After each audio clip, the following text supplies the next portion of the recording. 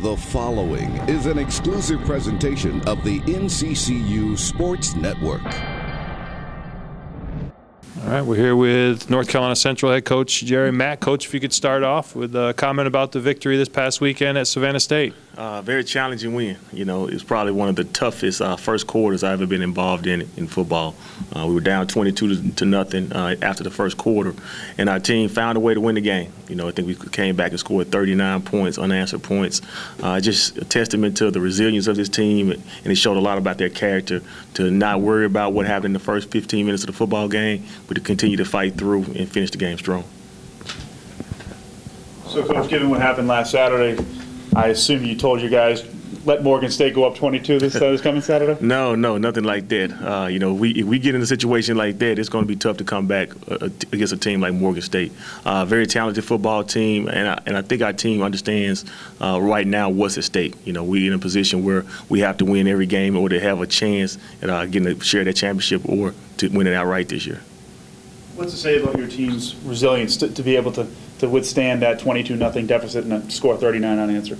Well, we've been in all kind of battles, you know, over our tenure here. As far as games, you know, we've been down by 22 points now, and we've won games by last-second field goals. We've been in positions where we scored a lot of points in the fourth quarter. So we've kind of seen a little bit of everything. And one thing that we're doing and we're learning as a program is that we continue to fight through and we continue to not look at the score. You know, just like if it was halftime, the score would be 0-0, and we would come out and we would try to play the best football we're capable of playing for the rest of the game. So those are the kind of things we got to stay focused on. We talk about one play at a time and one game at a time. Any sense that, you know, you kind of stole one back after what happened with the Bethune-Cookman game here? You know, I don't know. You know, we put Bethune-Cookman in the past, and we just got to focus on the next game coming up. You know, we did learn from some of those things that happened in that game, so we always got to take those experiences and try to learn from it. But I wouldn't think as stealing one back necessarily, just, you know, making sure that we played our brand of football, and I thought that's what they did for 3 quarters in that football game Saturday. Coach, Morgan State coach said this morning on the teleconference that both you guys and Morgan are 2 second-half teams. Does it feel like the key to this game is going to be who can get off to that fast start? You know, we're always trying to stress about getting off to a faster start. That's been one of our struggles here since I got here. It's just we come out the gate, we start off a little bit slow, almost filling a team out, so to speak. But I think that, you know, the challenge for us every week is to come out there and try to start off a little bit stronger and play a little bit faster. The hope is that we don't have those struggles, and, you know, we come out the gate and we play better in the first and play as well in the second half.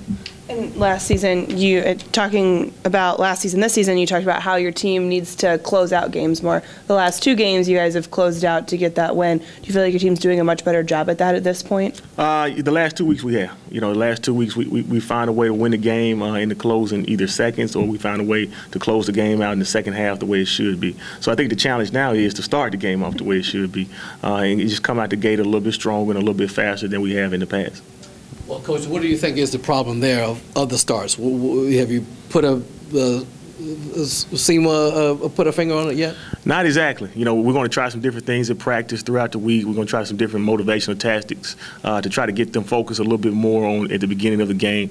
One thing about the last 2 weeks, they have been somewhat long bus rides, so we've not been quite in a routine. So what we think is hopefully being at home and being more in a normal setting, in a normal surroundings, will help us, you know, feel more comfortable getting off to a better start. You have this 3-game home stretch here.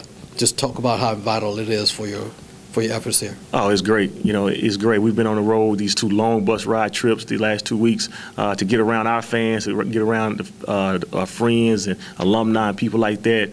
We're going to feed off the energy of the crowd. We're going to feed off being in a familiar setting, and that's going to probably help us, I hope so, going forward.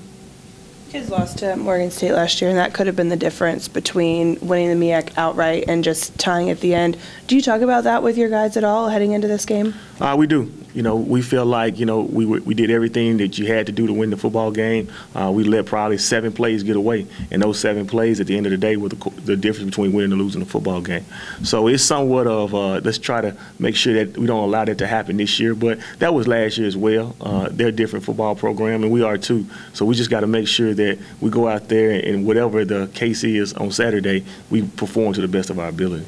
And Darrell McClain's the second leading rusher in the MEAC behind Tariq Cohen. What has he really done to explode out of this offense? I think it's a compliment to all parties involved, the offensive line, our running backs, even Malcolm Bell. You know, he's taking a lot of pressure off us in the run game as well. So we got a lot of different entities in the run game playing well. Darrell's done a great job of understanding where he fits. He's gotten a lot better week to week in the run game, and he's understanding the system a lot better. I mean, do you have any update on Quentin Atkinson? I know we talked a couple of weeks ago about how he was like almost there. Right. Where is he right now? As far as I know, it's probably still the same, Brooke. You know, I don't know if he'll be back this week, and quite honestly, I don't know if he'll be back the rest of the year. But, you know, we just got to play with the guys that we have out there right now. Is he in a position that he could get a medical red shirt? He is. He's definitely in a position. He only played one game this year, so he will be eligible probably for a medical if he doesn't finish the season. Morgan State's coach is in his second season with the program. Do you see any similarities between your program and what they're trying to do? A lot. You know, Coach Hull's done a great job with that program, and obviously they were co-champs just like we were last year.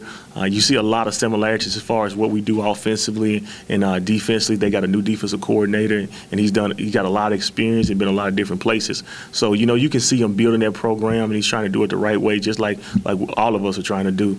But I'm very impressed with the job he's done there, and, you know, we know anytime you play Morgan State, it's going to be a physical football team, and it's going to be a physical football match.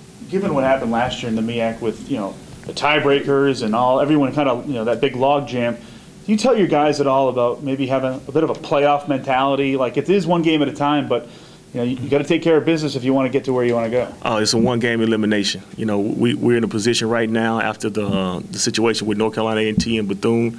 We still get a chance to play a team that has 0 losses in the conference. So, you know, we're in a very similar situation that we were in last year. We kind of somewhat control our own destiny. And if we want any kind of chance, we have to make sure we control that destiny the right way. And we're here with Carl Jones, a junior center here at North Carolina Central.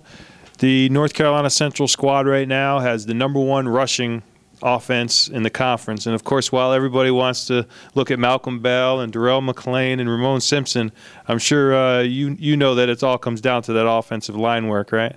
Yes, sir, definitely. Darrell and Malcolm, they're doing a great job. We're just trying to open holes for them, let them squeeze through, they do what they do.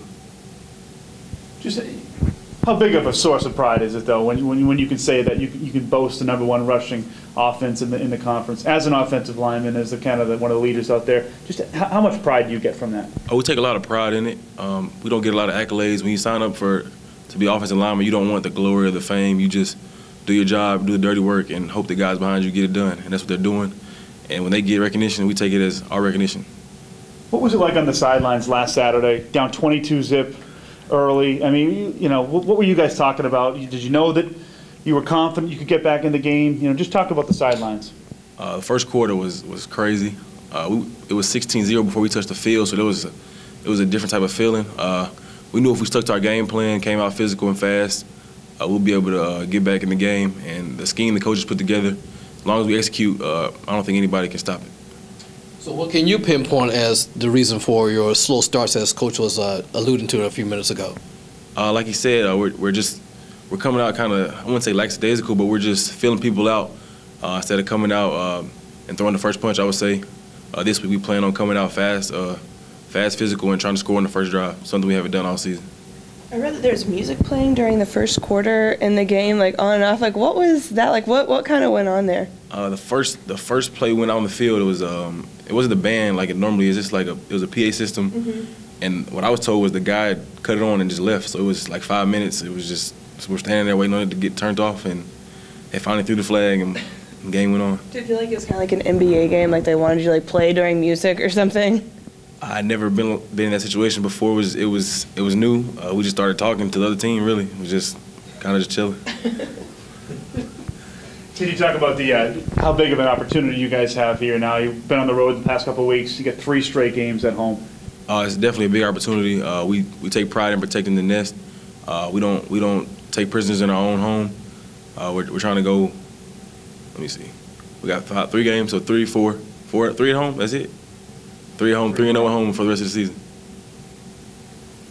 Can you just talk about was between you all and Morgan got the the conference title last year. Just talk about it being in all of these games now. You still have a chance, for that MEAC title. All the games are important. It's kind of a winner go home mentality. We know we can't lose, and if we just, I don't know what I'm trying to say. Basically, we do what we have to do and do our part, control what we control, we'll be all right. That Morgan State game last year, is that one that you guys should have won? Definitely. 2 points it changes the whole season from co-champions to outright champions. I mean, sure we're champions, but sharing the fight for the teams is not something you take a lot of pride in. We look at the film all the time. We've been talking about it all winter, spring, summer. It's always on our minds, and on Saturday it'd be a time to just let everything out. I don't know if grudge match is the right word, but does it kind of feel like this is kind of one of those games? I wouldn't say a grudge match, but it's something we're itching for. It's something we're looking forward to all season. It's been circled on the calendar, and Saturday just time to go get it done. No more talking. It's also Coach's birthday on Saturday. He talked to you guys about, hey, don't ruin my special day for me Saturday? Nah, he's not even that type of guy. He wants us to win, and then afterwards, what he does. Are you guys gonna get a cake for him or anything, like decorate his office? Probably cake, Gatorade bath, something like that. But you can't tell. This has been an exclusive presentation of the NCCU Sports Network.